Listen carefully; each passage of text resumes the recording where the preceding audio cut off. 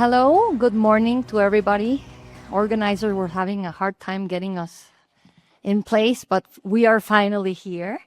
My name is Ana Paula Ordorica. I'm a journalist, and I'm going to be moderating this panel, Rain on Me, Food Security in North America.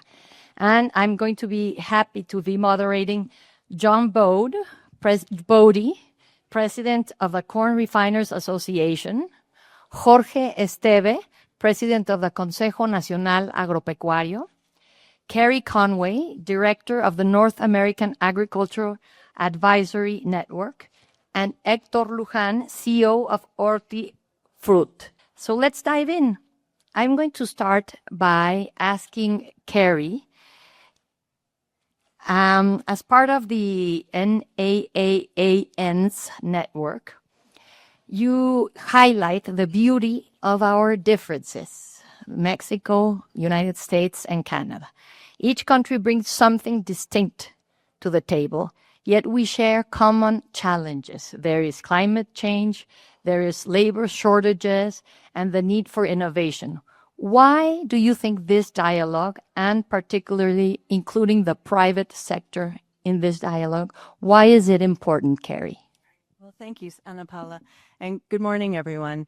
The North American Agriculture Advisory Network, you can pronounce it like the Indian bread, is actually rather young. We're only 5 years old, but the opportunity to come together around rural advisory services and extension, we formed 5 years ago and joined GFROS, which is the Global Forum for Rural Advisory Services, based in Europe. And it was our first chance as Canada, Mexico, and the United States to come together in extension and to really tackle big bets, big issues that the three countries weren't tackling together. There was a lot of trade, a lot of other discussions, but the role of private sector working with public sector now is extremely important to us. Let me just let you know that some of the topics and the areas, and I would like to acknowledge and thank former Secretary Victor Villalobos, who is with us and is a steering committee member from Mexico, in addition to Luz Najera, who is with Ingredient out of Chicago. So our opportunities are in biodefense and in biosecurity, which across our countries is so important right now. Disaster preparedness and mitigation in some of the problems like the wildfires that cause such great damages in Canada recently. How do we actually work on cross-border opportunities together? Indigenous farmers is a third area. This is extremely important for Mexico and for Canada. There are over 1,300 indigenous communities that rely on cross-border activity. So if this is something that's important to your companies, we would love to partner with you. Also, the topic of women farmers. Women farmers and access to land, access to opportunities is an issue in all three countries. And finally, I think the area we're most excited about is young professionals. And this is because in 2033, 60% of Canada's farmers will reach retirement age, and only 5% of Mexican farmers are currently under the age of 30. And in the United States, producers average 58 years old. So we really want to work on the next generation of leaders in agriculture and think through how can we bring them up? How can they see themselves in agriculture? How can they be a part of your companies, and that we can help in mentorships and opportunities for strengthening across the three countries in science and in agriculture? Thanks. Carrie, I'd like to follow up on that quickly. What is the challenge? What is making young people want to get into the agro sector, or what is making them be resilient? That's interesting. I think in some ways, in the olden days, it was something that the older generation did, right? Our grandfathers, our grandmothers, whatnot. And it's not necessarily seen as sexy, right? Agriculture isn't always something I can make a lot of money in, I can go forward. But I think what we're working on right now is that they see themselves in all areas of science, that there's so many from, farm to table in terms of how we can actually incorporate science and opportunity, AI, technologies, everything else that we're coming into is going to need young minds, and we're going to have to work with them that they see themselves as making a living and actually being prosperous. And the opportunity between our three countries is so incredibly important. And I think, we know that we're the top, at least we were before the Ukraine war, 3 of the top 5 food producing countries in the world. And we can't let that down, and we can't let our next generation down as well. Thank you, Carrie. John, I would like to ask you, the U.S., Mexico, and Canada relationship has often been cited as one of the world's most secure and productive agricultural ecosystem. But there's also a lot of adapting that we have had to do. From NAFTA to USMCA, we've seen extraordinary integration.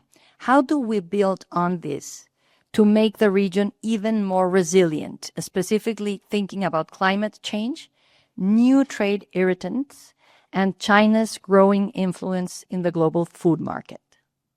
Thank you, Anna Paula. First of all, I'm honored to be part of this panel and, of course, to be in the presence of Secretary Villalobos, who's been such a great leader for agriculture. In my view, what Carrie said is so important. Ultimately, these are not national agriculture systems. It is a North American agricultural system. And integrated North American markets is of fundamental importance. And you look at issues like that Carrie talked about. We see the droughts, the flooding, in wildfires in different parts of North America, and then we see animal and plant disease control as a very important issue. And those natural phenomena simply don't respect national borders. And so we have to deal with that as a system. NAFTA and USMCA have provided a wonderful platform, and that is how North America came to be the most food secure region of the world. We need to double down on those efforts. I think there are trade irritants in agriculture, but they are generally being managed well. There are some outstanding ones we will need to deal with. What is most important is that we provide stability moving forward. And so USMCA review is of fundamental importance. I think the irritants can be addressed in that context well. I'm confident of that. What is of greater concern is the broad USMCA issues and how those will play out. And maintaining a tariff-free agreement for integrated North American agriculture and markets is the key. And how would you feel, or where do you see the role of policy versus market forces to protecting this food security? How does this play out? Well, in North America, we have a market-oriented system, and I think markets will continue to be of primary influence.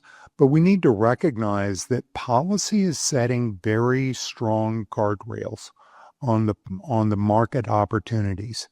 And so having policies that allow the markets to move forward so that we can take advantage of the complementary character of trade in North America is of keen importance.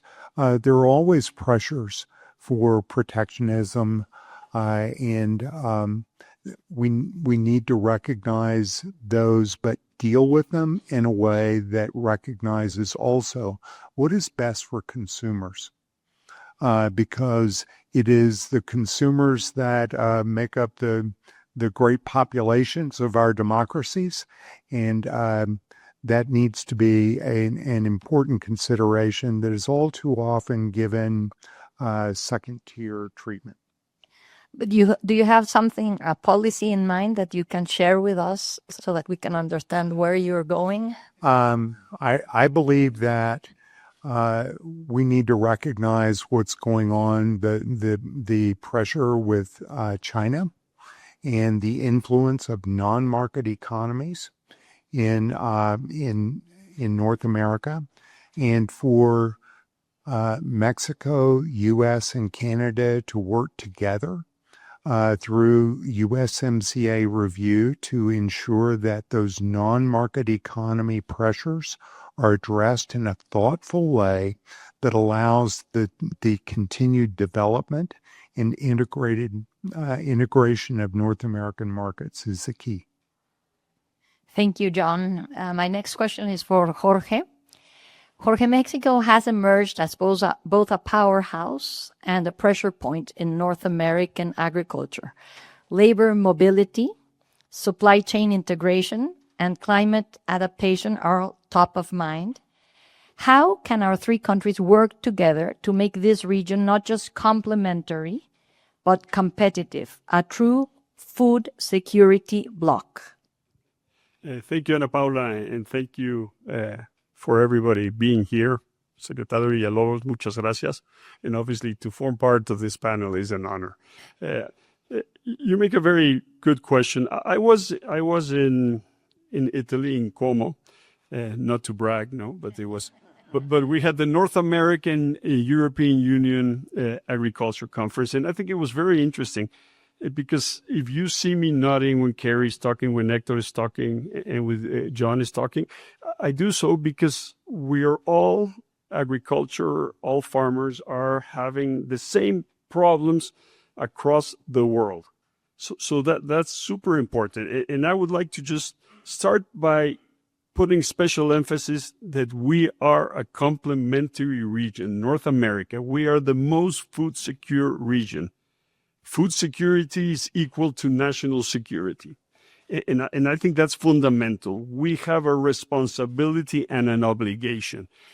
Talking to my colleagues in the European Union, they said, okay, we might suffer when Russia does not give us heat. They don't give us the gas to produce heat. And that will make people uncomfortable. They will suffer, but the real suffering comes from when you don't have food. And food makes people nasty. So we really need to think about this clearly and have a plan. I think when we go out there and we're negotiating the North American Free Trade Agreement, which is, in my mind, is already happening. No, we have the tomato situation, which for me, it doesn't really make sense when you're looking at the tomato and say, hey, Mexico has been dumping to the U.S. for 20 so years. This means that there's no farmer that can do that. Farmers are having significant trouble, and it's across the globe. And I'm going to give you something. If you look at the whole supply chain from the input producers, the farmers, the transformers, the distribution, the biggest risks that are being taken are by the farmers. And usually they have the lowest returns. So that's the type. So when you ask Ana Paula, why are people getting out of this? The risk returns are not there. The young generations can make a fundamental reason. I think Carrie said it very well. I have seen in the north of Mexico, and I'm going to give a clear example. Hermosillo used to be a corn and wheat producer.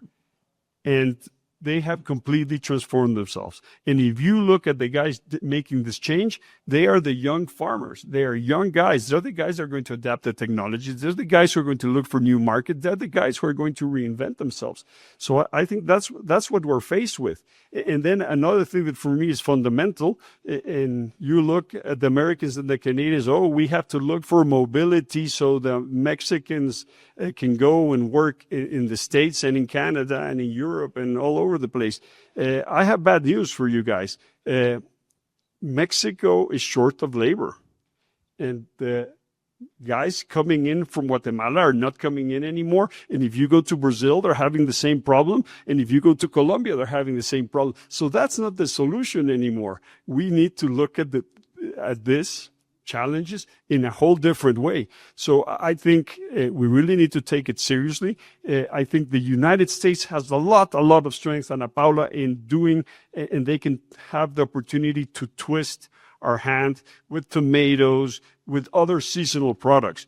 But the consequences, the challenges, is that you are fragmenting the most food secure region in the world. And so I appeal to my American United States farmers and network to understand that we can't fracture this. And by this, you're looking to fracture. We have been looking, the Mexicans are looking to Asia, they're looking to the Middle East, and they're looking elsewhere. We should keep on concentrating on making more efficient the trans-border trade with our partners to the north.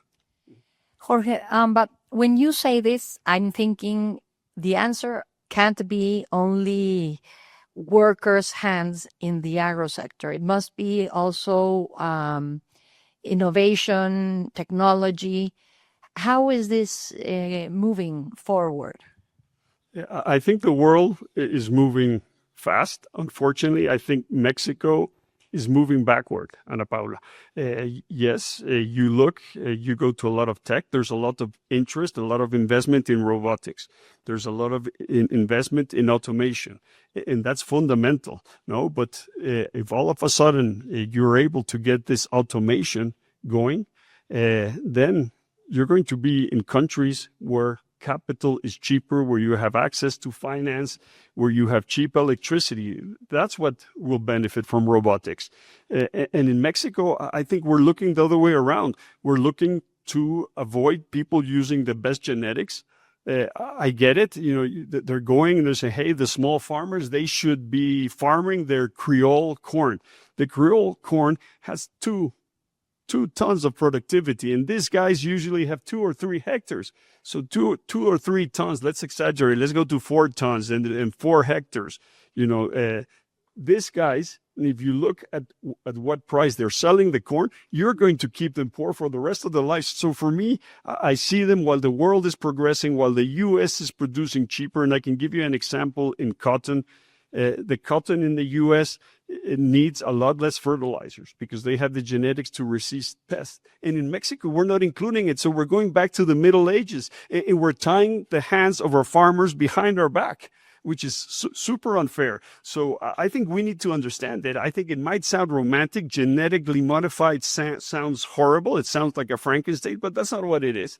People need to understand it, and we need to embrace it, not the other way around, because Mexico will lose the sovereignty, agricultural sovereignty that we pride ourselves so much, and we're losing. Farmers are getting out of the business every day. If you go to North Mexico, the Sinaloa, the Tamaulipas, the farmers are getting out. They're trying to rent their lands. They can't rent them because nobody's going to pay it. There's no business. And even if they wanted to, if you look in an Excel spreadsheet and you look at the numbers of planting corn today, it's not good business with the way prices are. No, there's a lot of subsidies around the world. Mexico doesn't have them. And when you have more subsidies, you have more production that you actually need. So prices will stay depressed, and I think it will affect. We need an integral plan to fix these problems.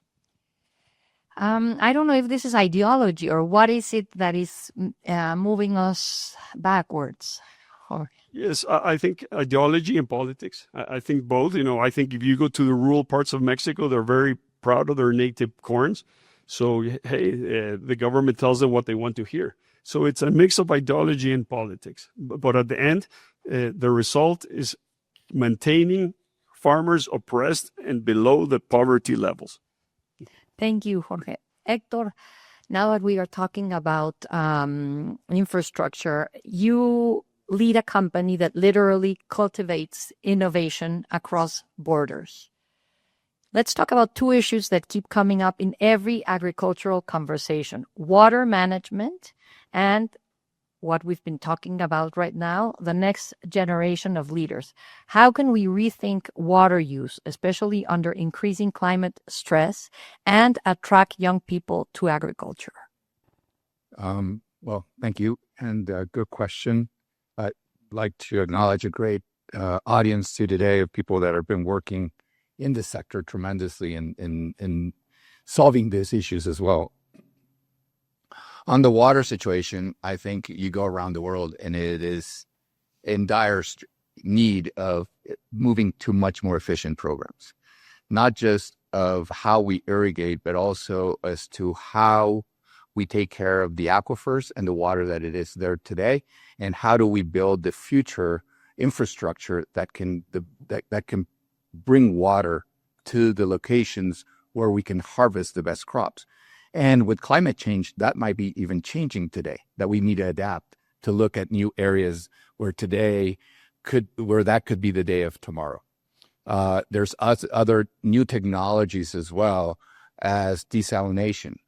And desalination and looking at the oceans and looking at how to treat water is very important, because it opens up an abundance of water that can also be used to irrigate crops and be very efficient with the use of that water.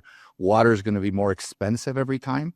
And the quality of water is also something we need to talk about very, very distinctly, because ask with the quality of water, if it doesn't improve or we don't have good quality water, you need more water. Or you have to clean water, and you have water also a discharge or a percentage of wastewater.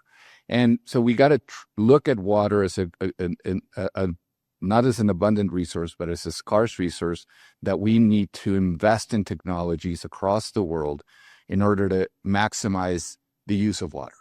As time goes on, I think also what we'll see is a change that land won't be, when you look at land and water and the input and cost structure, water will become more expensive than land, because you won't be able to use the land without the water. And I think how we team up as a North American bloc in terms of maximizing our water usage, being able to use it correctly, even blend it to improve the quality of water. And you'll see, hopefully, I think in a long time from now, but you will see pipelines of water that will fuel areas of cultivation that will blend good water with some of the water that's there to improve the quality of water and get the output of the crops. So I think we need to work essentially as a block to maximize our water usage and reduce the waste. Also reduce the waste when we use too much water as growers. And also, how do we take care of our aquifers correctly and work as a block, because there's an abundance of water in North America, but it's not in the right locations in every part. So how do we build the systems that look into that future? And we need to invest in that infrastructure. Sometimes policy, as we've talked today, goes backwards, and some of the infrastructure is seen because as an obstacle to environmental issues. And we need to, how do we work together to solve both, but then build that infrastructure that will bring the resource and maximize the use of that resource to feed the world into the future.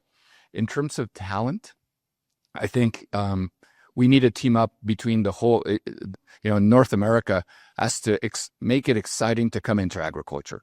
But I think that that's happening in certain degree. And I think that there is an abundance of talent that is starting with ag tech, and it's starting to come in and also value agriculture as a way, as a great career. What is needed in sometimes is the capital to be able to provide opportunities for investment and to accompany that talent into putting in developing their business and the support systems that there are today, because a lot of companies want to invest in taking the product to market, but are all about bringing new talent that can build their own businesses in the growing area. And I think that's important. I think the most important in terms of the future is much more the labor to harvest and manage the crops. And that's where I think the greatest opportunity in North America is, because we need to look at that labor, not as a cost input, but as a value proposition. Because the creation of value comes with those workers that are harvesting and developing the crop. It's a value creation. It's not a cost input. And we've always seen it as growers and in the value chain as a cost input. And when we change that and we look at how are we going to develop and bring that talent to the North American industry, we need to address mobility, we need to address training, and we need to address how we can train and develop that workforce between the three countries. And it is the seasonal work that also, that mobility provides food security in all three countries. Once we start working in that direction, I think that's going to be the next wave in terms of what will make the biggest difference in USMCA. I think today the conversation's a lot about the tariffs, but that's going to get resolved, and we have a structure to do that. But I think labor mobility, in not just in agriculture, is going to become the biggest factor in the next wave to really make USMCA successful into the future. Thank you, Hector. But how do you see this tri-national cooperation play out in your sector, in hortifruti, just so that we can It's been hard because we were working a little bit more coordinated before, and we've gone into a much more national independence, where in the past we were working greater on harmonization of regulations, of phytosanitary also issues. And today there's been a little kind of a backwards step in terms of much more national independence. And I think we have to move back to saying, how can we harmonize and consolidate a lot of our efforts to make that movement of product and of people much faster and more dynamic? Thank you. I would like to ask a question to all the panelists, and you can talk between yourselves if you want to do that. You can cross-talk. If we fast forward to the year 2035, what does success look like for North American agriculture? What is the one change that could make the biggest difference for our region's food security? Carrie, let's start with you. Ladies first. All right. Well, thank you. Well, from my perspective, I'm at Colorado State University. We host the Secretariat for the NON because we believe in it, because it's something that this collaboration between Canada, Mexico, and the United States, and our opportunity to be part of a global conversation was so important. So if I were to fast forward to 2035, I would say what we need to create is a tri-national young professional council. This is something that the NON would like to see, Canada, Mexico, and the United States, that we have a way to bring in our young professionals early in their careers. Youth globally is considered 18 to 30. So when you think back in terms of what are your early years and who brings you in and how are you mentored, and who takes you under your wing, their wing, to actually listen to you and teach you new ways. I think the universities have a role. I think private sector has a role. I think we need to work together across our opportunities and actually come up with something new. Canada has a youth council. They're in their third cohort.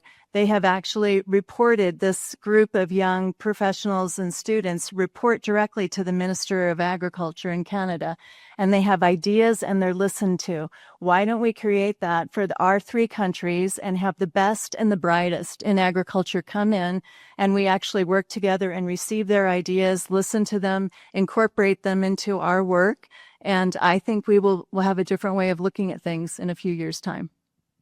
Super. John, please. Thank you. I love what Carrie said and endorse that. From my perspective, for us to have success in 2035, we set the stage with a successful review of USMCA that drives us away from these protectionist efforts that Jorge and Hector were talking about, and recognize the benefits to consumers. President Trump says he was elected based on food prices. Food prices are certainly a concern in Mexico. I believe they are in Canada as well. And ignoring the effect on consumers would have very adverse consequences. So what can we do best for consumers in USMCA review? I would say that we would identify the costs associated with these protectionist efforts, identify the cost associated with fighting technology advances. And that is also the best way to address the concern that Hector and Carrie talked about, where we do not have the labor, we don't have young people coming into agriculture. We did a survey of college sophomores in the U.S. Because we were interested in what would motivate them to come into agriculture-related fields.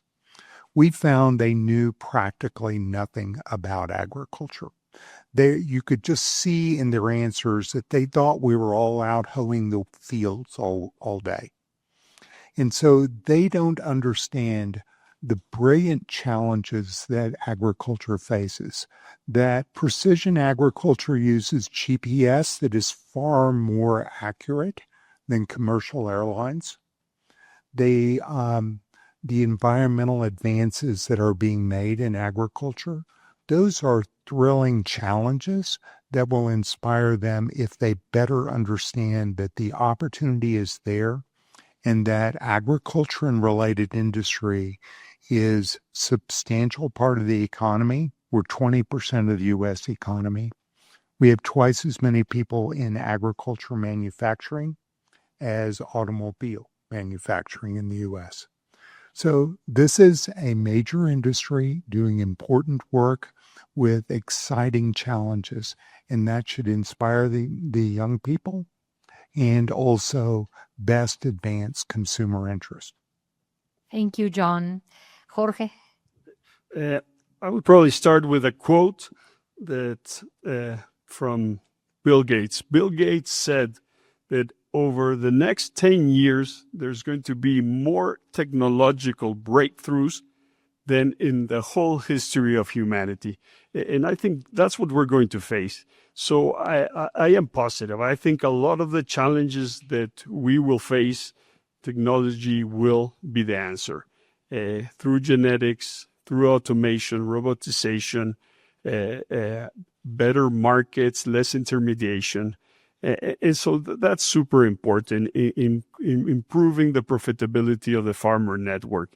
If you ask, unfortunately, today, young people, where the food comes from, the typical answer is from the supermarkets. And when you push a little bit more, they say, well, it's the warehouse behind the supermarket, no? So that is a problem, no? And I think I would like to, if you go to quotes about the importance of farming, I think the U.S. does it very well, from George Washington, Thomas Jefferson, Bill Gates. They all have quotes on the importance of farmers, and I think we need to include them more. Everybody needs to understand how important they are. Carrie talked about, and I agree, we need to make farming sector sexy again. It needs to be sexy. It really plays a vital role in the stability of a nation. Without it, you won't have it. I think climate change is here to stay. I think that within our generation, there could be a catastrophic failure of one of the main grains that we feed ourselves, and that will create significant disruption. I believe the Mexican Revolution was fueled by the hunger in the fields. The French Revolution, without a doubt, it was not about égalité, liberté, fraternité. It was the stomach. So people need to understand it. We need to bring back that certainty, and we need to have it. We need to be able to attract the talent. Carrie said it very well. We need to bring academia. We need to bring the best technological companies. And I think it's starting to happen. I'm positive about that. And we really need to take care of our water. In Mexico, a difference than the U.S., the U.S. does not need irrigation. In Mexico, you need irrigation to have productivity and stable certain crops. So that will be another area where, as Hector said, we will really need to focus on it. And I will see, and they've said a million times, and it's closer now than ever. They say future wars are going to be about water. And you're starting to see it. Mexico's sending a lot of water that it doesn't have north to the United States. So I think we need to see how we can be really efficient with best technologies compared to irrigation through gravity. You can save up to 90% water with certain drip irrigation technology. So we really need to move fast to that. And to do that, we need the financing. The good thing is that the increases in productivity will allow the financing to be there. But we really need to work closely as a society to have these products readily available to change agriculture. Thank you, Jorge. Hector. I think, as all my colleagues here have said, integration and work in the cooperation is essential. And the faster into 2035, and my fear is that we're not walking today in that direction, and that what we want to happen is not happening. And so we have to work harder at that harmonization, that integration, and that transparency in the food chains to be able to get to that 2035 goal. And there's two things in my mind that need to be there, because I think the two things you asked me about, which is water and talent and labor, is water grows the crops, but labor delivers the food. And being able to bring both those together into the North American food chain, or in North America, is the only sustainable way to really deliver food security for us into the future. So I'll leave it with that. Thank you. We are running out of time, but I would like to open for one question from the audience, if somebody has a question. Beatriz, you have a microphone in front. Thank you. Thank you so much for your insightful comments. And I would like to know, you were, as associations, as a coordinated effort in the USMCA past negotiations, you were able to stop initiatives that would have imposed restrictions to trade, such as imposing tariffs in certain seasons and these type of initiatives. Now we are seeing the threat of tariffs being imposed. How much are the associations of different products, agriculture products, working together at this point in order to, to coordinate your effort vis-a-vis the government and to bring forward initiatives that will be more propositive, in favor of all these ideas that you've given in order to further integration instead of going backwards? I would like to know a little bit more about that. In the U.S., we are blessed to have a very strong working relationship with Jorge, and really appreciate the leadership that he brings. We also regularly talk with the major agriculture associations in Canada. We are working on a joint statement that I hope can come together about what our agriculture system needs. And that we did something similar very quickly shortly before the North American Leaders Summit in Mexico City a couple of years ago. And I'm hopeful that we can have this wish list, or what agriculture needs, because the interests of agriculture are very similar across the three nations. Jorge, you want to pitch in? Yes, sure. I agree fully with John. I think if you look at when we get together, we agree on everything. It's incredible. Yeah. We're always in agreement. Sometimes politics gets in the way, and obviously politicians think different because they want to get elected. So they like to tell everybody what they want to hear, even if it doesn't make sense. But I think, like John said, and look who we have in John. What a gentleman. No? So it's a pleasure doing business, into talking. And you know what? Somebody like John, he not only helps us in agriculture, but he's willing to talk about other things because they recognize that a strong North America does not only depend on agriculture, but I think we're on the same page. And that creates for me a lot of good expectations going forward in the negotiations. I think the ones who will have to talk to Trump will be the Americans. It will be our responsibility to talk to our Mexican government and each one of us. The same thing with Canada. But I think we're all on the same page. We're all aligned. And I think that makes me positive. If you were to go to an auto sector, everybody's thinking different. We're completely aligned as an industry, agro-industrial industry. We're completely aligned. And that gives me a lot of faith that we will have a good and successful renegotiation of the trade agreement. Thank you, Jorge. Well, that's very positive and very comforting. Thanks. We're farmers. We have to be positive. No, we wouldn't be in farming, no? Now, before we close, I'd like to highlight 3 takeaways that have emerged from this discussion. One is that we need integration over isolation. North America's agricultural strength lies in collaboration, not competition across borders. 2, investment in people and systems, from rural advisory networks to next generation farmers. Capacity building is key. 3, shared sustainability. Water, soil, and biosecurity know no borders. Our policies shouldn't either. As the NAN puts it, 3 countries, 1 agricultural partnership. So thank you very much for being here with us this morning, and I hope you keep enjoying your day.